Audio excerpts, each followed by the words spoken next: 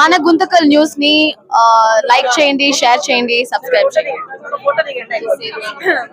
మన గుంతకల్ న్యూస్ లో లైక్ చేయండి, సబ్స్క్రైబ్ చేయండి అండ్ షేర్ చేయండి. థాంక్యూ. మన గుంతకల్లు న్యూస్ కి స్వాగతం.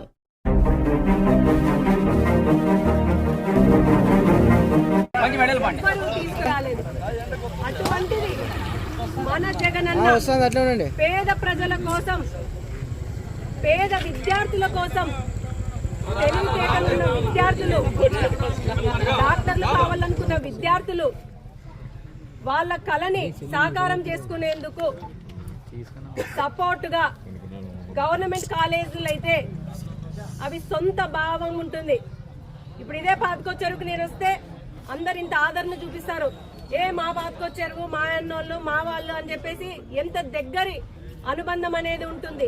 అట్లా గవర్నమెంట్ కాలేజీలన్నా, గవర్నమెంట్ హాస్పిటల్లన్నా అవి ప్రతి ఒక్కరి సొంతంగా మనం భావిస్తాం.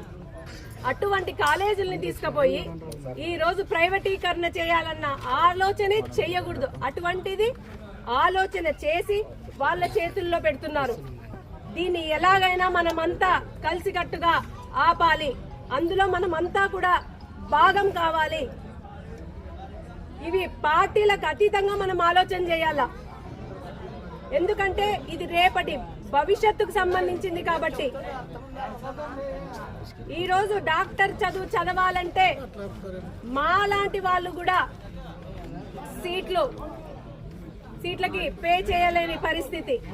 మరి ఇంకా తెలివితేటలుండి ఆ ఆశ కలిగిన విద్యార్థులు ఏ విధంగా చదవగలరో ఒక్కసారి ఆలోచన చేయండి.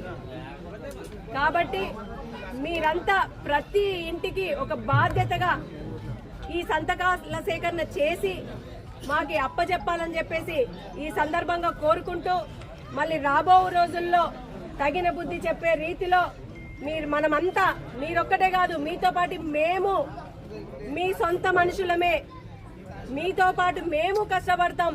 మనమంతా కలిసికట్టుగా పోరాడదాం.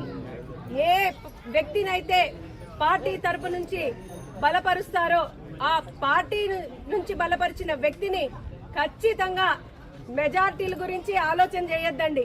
మనకి ఇప్పుడున్న దాంట్లో గెలుపు ముఖ్యం.